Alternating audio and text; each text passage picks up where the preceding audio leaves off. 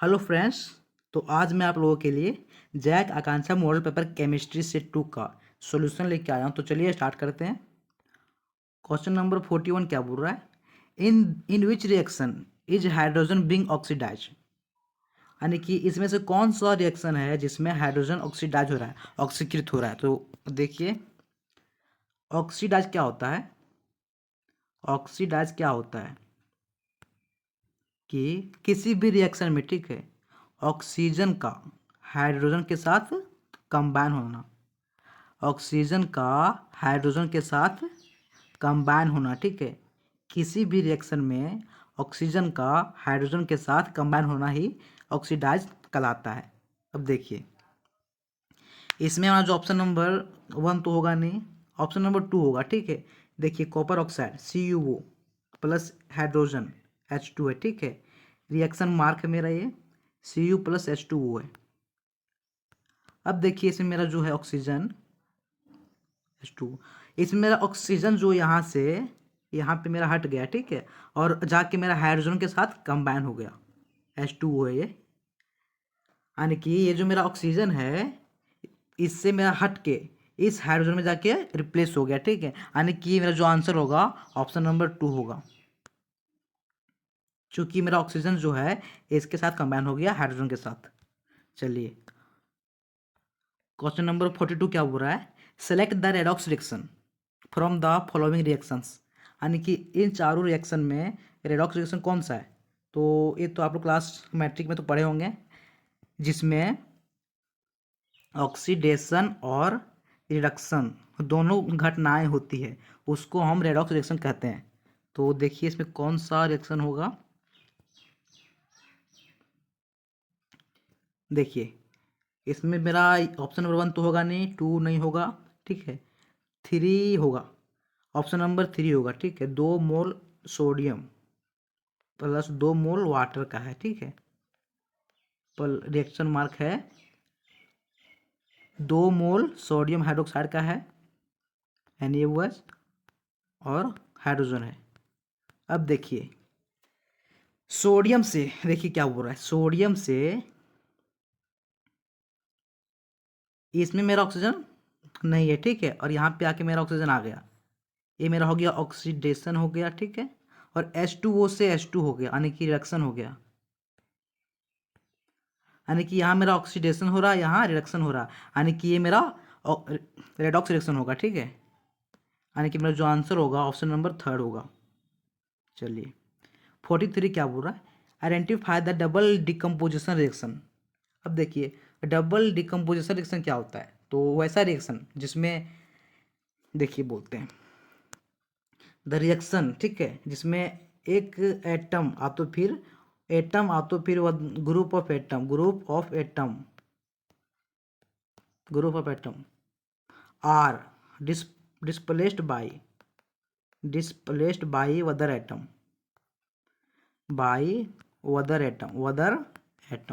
यानी कि एटम और group of atom which are displaced by other atom, यानी कि कोई मतलब परमाणु, ठीक है, जो किसी दूसरे से डिस्प्लेस होता है। यानी कि जिसमें आंसर देखिए होगा, पहला नंबर तो नहीं होगा, hydrogen burn in air H2 plus O2, तो इसमें होगा 2H2 होगा।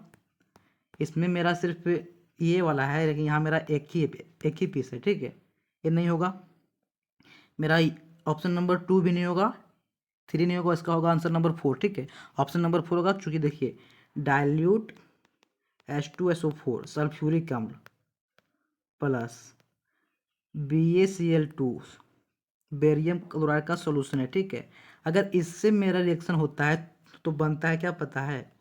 बनता है BaCl2 प्लस डाइल्यूट H2SO4 से अगर रिएक्शन करवाते हैं हम, तो मेरा जो प्रोडक्ट बनता है ये बनता है BaSO4 प्लस HCl। बैलेंस तो कर लीजिए आप लोग आपने। देखिए, ये मेरा होगा डबल डिकम्पोजिशन रिएक्शन, ठीक है, इसको बोलते हैं डबल डिकम्पोजिशन रिएक्शन, क्योंकि इसका भी अलग ग्रुप, इसका अलग ग्रुप, और ये इससे हो गया विस्थापित हो गया, और ये इससे विस्थापित हो गया, ठीक है। HCl बन गया, BaSO4 बन गया।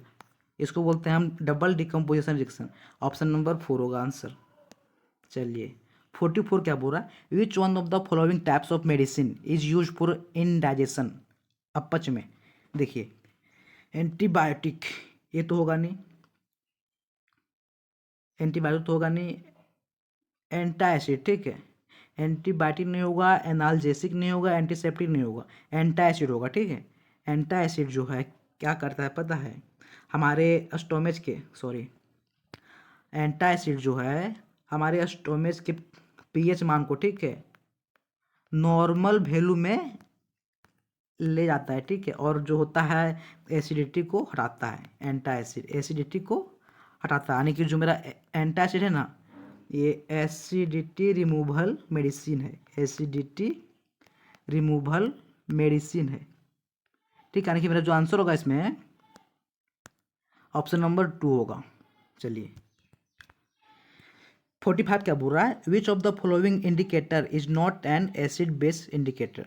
एसिड बेस ना, तो फिनोप्थिलिन तो होगा, लिटमस होगा, मिथाइल ऑरेंज होगा। इसमें वैनिला जो है एसिड बेस इंडिकेटर नहीं है, वैनिला, ठीक है। चलिए 46 क्या बोल रहा है, विच of the following will give pH less than 7। अब देखिए पीएच वैल्यू जब लेस देन 7 होता है तो क्या होता है, एसिड होता है, ठीक है। 7 से कम मतलब एसिड, और 7 से ग्रेटर मतलब बेस, और 7 इक्वल टू मतलब सॉल्ट। तो इसमें एसिड कौन है, इसमें एसिड होगा ब्लड, ये तो मेरा बेस है सोडियम हाइड्रोक्साइड, यानी ये वॉच नहीं होगा, मिल्क ऑफ मैग्नीशिया भी नहीं होगा, ठीक है। इसका जो आंसर होगा गैस्ट्रिक जूस, चूंकि जो गैस्ट्रिक जूस होता है ना ये एसिड है, यानी कि इसका जो आंसर होगा ऑप्शन नंबर 4 होगा, ठीक है। चलो 47 नंबर क्या बोल रहा है, विच one of the following compound is a main constituent of baking powder. तो बेकिंग पाउडर का होता क्या है, इसका ऑप्शन नंबर होगा 1 सोडियम बाइकार्बोनेट, ठीक है, NaHCO3, NaHCO3 होता है। चलिए विच of the following elements form an acidic oxide. तो देखिए इसमें मेटल कौन है, इसमें मेरा मैग्नीशियम मेटल है, सोडियम मेटल है, अल्युमिनियम, ठीक है। ये जो तीनों है बनाएगा बेसिक ऑक्साइड, लेकिन जो मेरा फास्फोरस है नन मेटल है, ठीक है, ये बनाएगा एसिडिक, बनाएगा एसिडिक ऑक्साइड। यानी कि इसमें कंसेप्ट क्या है, बेबी हाई कॉन्सेप्ट है कि मेटल जो होता है ना, मेटल बनाता है बेसिक ऑक्साइड, लेकिन जो नन मेटल होते हैं बनाते हैं एसिडिक ऑक्साइड। यानी कि जो मेरा इसमें आंसर होगा ऑप्शन नंबर 3, फास्फोरस मेरा अधातु है, फास्फोरस मेरा जो है नन मेटल है, ठीक है, फास्फोरस मेरा नन मेटल है, तो ये बनाएंगे एसिडिक ऑक्साइड बनाएंगे। चलिए ये solution turns red litmus blue, it's pH would be, यानी कि रेड लिटमस ब्लू, यानी कि रेड से ब्लू हो रहा है, यानी कि ये मेरा बेसिक मीडियम शो कर रहा है, बेसिक मीडियम। यानी कि जब बेसिक मीडियम होगा तो क्या होगा, 7 से अधिक होगा, 7 से अधिक होगा ना, 7 से अधिक होगा। यानी कि जब रेड से ब्लू होगा तो, रेड से ब्लू होगा तो होगा बेसिक मीडियम, ठीक है, और जब ब्लू से रेड होगा तो होगा एसिडिक मीडियम। तो यहाँ क्या बोल रहा है कि रेड से ब्लू हो रहा है, तो ये क्या है मेरा बेसिक मीडियम है, यानी कि बेसिक मतलब 7 से अधिक पीएच वैल्यू। तो इसका आंसर होगा ऑप्शन नंबर 4 9, ठीक है। चलिए 50 क्या बोल रहा है, an aqueous solution of sodium acetate will turn, यानी कि सोडियम एसिटेट का जो एक्वस सॉल्यूशन होता है वो, इसका आंसर होगा ऑल ऑफ दिस, इसमें भी होता है, इसमें भी, इसमें भी, ठीक है। चलिए 51 नंबर क्या बोल रहा है कि विच of the following metals does not react with dilute sulphuric acid liberate hydrogen gas. यानी कि इसमें से कौन सा है जो डाइल्यूट H2SO4 से रिएक्ट नहीं करता है, तो रिएक्ट नहीं करता है, देखिए कैल्शियम तो करता होगा, H2SO4 बनाता है, CaSO4 प्लस H2 बनाता है, CaSO4 प्लस H2 बनाता है। इसी प्रकार से मेरा जिंक भी करता है, जिंक भी H2SO4 से करता है रिएक्शन, ठीक है। आयरन भी करता है, Fe भी करता है, FeSO4 बनता है प्लस हाइड्रोजन बनता है। लेकिन ये जो मेरा सिल्वर है ना, Ag जो है सिल्वर, ये मेरा H2SO4 से रिएक्शन नहीं करता है, ठीक है ना। क्योंकि जो मेरा Ag है ना, Ag जो है लेस रिएक्टिव है, Ag जो है लेस रिएक्टिव मेटल है, ठीक, लेस रिएक्टिव मेटल है, इसीलिए ये H2SO4 से रिएक्शन नहीं करता है। यानी कि जो मेरा आंसर होगा ऑप्शन नंबर 4 होगा। चलिए 5 क्या बोल रहा है, the process of smelting is associated with the extraction of. अब देखिए स्मेल्टिंग जो होता है ना, होता है बेस मेटल के लिए, बेस मेटल के लिए होता है स्मेल्टिंग प्रोसेस। जो मेटल बेस हो उसके लिए होता है, ठीक है। यानी कि जो मेरा इसमें आंसर होगा कॉपर भी होगा, आयरन भी होगा। इसमें मेरा जो आंसर होगा ना, कॉपर भी होगा, आयरन भी होगा, ठीक है। लेकिन ऑप्शन दिया, दोनों दिया है। देखिए इसका आंसर होगा आयरन कॉपर, ठीक है। चलिए alloys of which of the following metals are light and are use for making aeroplanes. देखिए एरोप्लेन्स में ना, एरोप्लेन्स में देखिए मेटल्स यानी कि alloy of which of the followings, यानी कि किस मेटल का अलाव है, यानी कि ये सब में जो ऑप्शन दिया हुआ है कॉपर है, एल्युमिनियम है, टिन है, जिंक है, ठीक है। ये सब मेटल है, ठीक है। इसमें से किसके अलाव से एरोप्लेन बनता है, एरोप्लेन जो है इस सब में किसके एलॉय से बनता है, तो एल्युमिनियम से बनता है। एल्युमिनियम के एलॉय, एल्युमिनियम के एलॉय से बनते हैं एरोप्लेन, ठीक है ना। यानी कि जो मेरा इसका आंसर होगा ऑप्शन नंबर 3 होगा। चलिए विच of the following elements form an acidic oxide. तो एसिडिक बनाते हैं कौन, जो जो मेटल हो, सॉरी जो अधातु है, नन मेटल है, ठीक है, वो बनाता है, एसिडिक बनाता है। तो इसमें मेरा एसिडिक कौन होगा, सोडियम नहीं होगा, हीलियम नहीं होगा, सल्फर देखते हैं, रुकिए सल्फर भी देखिए ऑप्शन नंबर जो है ना सल्फर, ये हमारा जो है सल्फर जो है ये मेरा नन मेटल है, ठीक है, नन मेटल है। अगर जब नन मेटल अगर सल्फर बनाता है एसिडिक ऑक्साइड, चूँकि मेरा जो सल्फर है नन मेटल है। बाकी मैग्नीशियम, सोडियम और हीलियम जो है मेटल है, ठीक है। आप लोग बताएं कि मेटल जो होते हैं बनाते हैं बेसिक ऑक्साइड, लेकिन जो नन मेटल होते हैं बनाते हैं एसिडिक ऑक्साइड। तो इसमें जो नन मेटल होगा मेरा सल्फर है और ये बनाएगा एसिडिक ऑक्साइड। चलो which one of the following elements can readily burn in air, यानी कि जो एयर में रेडली बर्न होता है, कम्प्लीटली बर्न होता है, तो कौन सा आता है, तो मैग्नीशियम। मैग्नीशियम जो है एयर में कम्प्लीटली जल जाता है, ठीक है, कम्प्लीटली जल जाता है मैग्नीशियम। चलो an element react with oxygen to give a compound with a high melting point. This compound is also double soluble in water. Sorry, double नहीं होगा, soluble in water. The elements is likely to be, यानी कि जो बोल रहा है कि इसमें से कौन सा कंपाउंड है जो जो ऑक्सीजन से रिएक्शन करके, ठीक है, कंपाउंड बनाता है, और वो जो कंपाउंड बनता है वह वाटर में सोल्यूबल होता है। तो देखिए कैल्शियम जो है, ठीक है, अगर इसको हम ऑक्सीजन से कराते हैं तो क्या बनेगा, CaO, ठीक है। और ये जो है क्या पता है, ये जो इसका मेल्टिंग पॉइंट बहुत हाई है, हाई होता है, और ये वाटर में सोल्यूबल होता है, वाटर सोल्यूबल होता है, ठीक है। कैल्शियम ऑक्साइड जो होता है वाटर सोल्यूबल होता है।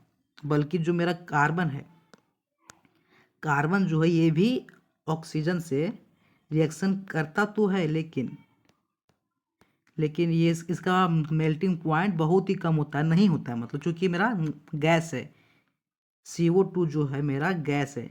उसके बाद सिलिकॉन तो वाटर में सोल्यूबल नहीं होगा, आयरन तो नहीं होगा, यानी कि जो उसका आंसर होगा ऑप्शन नंबर 1 होगा, ठीक है, कैल्शियम होगा। चूँकि जो कैल्शियम है वाटर सोल्यूबल भी है, कैल्शियम जो होता है ऑक्सीजन से रिएक्शन करके कैल्शियम ऑक्साइड बनाता है, और इसका जो मेल्टिंग पॉइंट होता है हाई होता है मेल्टिंग पॉइंट, ठीक है, और यह वाटर सोल्यूबल, यानी कि मेरा आंसर होगा ऑप्शन नंबर 1, ठीक है। चलिए आगे देखते हैं। Food can are coated with tin and not with zinc because. तो जिंक जो होता है ना, जिंक होता है मोर रिएक्टिव होता है। जिंक जो है टिन से ज़्यादा रिएक्टिव है, इसीलिए हम टिन जिंक का उपयोग नहीं करते हैं बल्कि टिन का करते हैं। तो इसका जो आंसर होगा ऑप्शन नंबर थर्ड होगा, zinc is more reactive than tin. चलिए, ethane with the molecular formula C2H6 has. C2H6 ना, 1 2 3 4 5 6, यानी कि इसमें जो मेरा हाइड्रोजन वाइस है, ठीक है, यानी कि इसमें मेरा जो कोवलेंट बॉन्ड है 1 2 3 4 5 6 7, यानी कि 7 बनेगा, ठीक है। इसमें मेरा कोवलेंट बॉन्ड 7 बनेगा, ऑप्शन नंबर 2 होगा। While cooking, if the bottom of the vessel is getting blanked on the outside, it means that। देखिए, अगर जब बर्तन के नीचे का भाग जब काला पड़ता है, ठीक है, ये मेरा बर्तन है, ये मेरा बर्तन है, ठीक है, इसमें जब हम आग देते हैं, आग, ठीक है, यदि जब मेरा जो बर्तन का भाग होता है काला पड़ता है तो कैसा, ऐसा क्यों होता है? यदि हम किसी बर्तन को आग देते हैं, ठीक है, किसी भी चूल्हे से, तो यहाँ जो पड़ता है काला पड़ता है, क्यों? चूंकि इसका जो आंसर होगा ना, चूंकि ऑप्शन नंबर 2 होगा, fuel is not burning completely. जो होता है ना फ्यूल, वो कम्प्लीटली बर्न नहीं करता है। चलिए, ऑप्शन नंबर 2 होगा। अब देखिए 16 नंबर क्या बोल रहा है, according to Newland law of octave, यानी कि न्यूलैंड का अष्टक नियम, ठीक है, there are X element between two similar element, choose the right value of X. देखिए, न्यूलैंड का अष्टक नियम क्या बोलता है, न्यूलैंड का लॉ ऑफ ऑक्टेव क्या बोलता है कि 1 to 8 जो होता है ना एलिमेंट, 1 to 8 जो एलिमेंट होता है सबका प्रॉपर्टी होता है सेम, ठीक है ना। अब देखिए, अगर 1 से लेते हैं, ठीक है, 1 से लेते हैं 8, इसके इसके बीच जो है ना एलिमेंट 1 2 3 4 5 6 7, यानी कि 1 2 3 4 5 6 एलिमेंट आते हैं, 1 और 8 के बीच 6 एलिमेंट आते हैं, ठीक है, यानी कि x बराबर होगा 6 होगा, क्योंकि 1 और 8 के बीच 6 एलिमेंट आ रहे हैं अकॉर्डिंग टू ऑक्टेव, यानी कि x इक्वल टू होगा 6। चलिए, तो आज इतना ही होगा।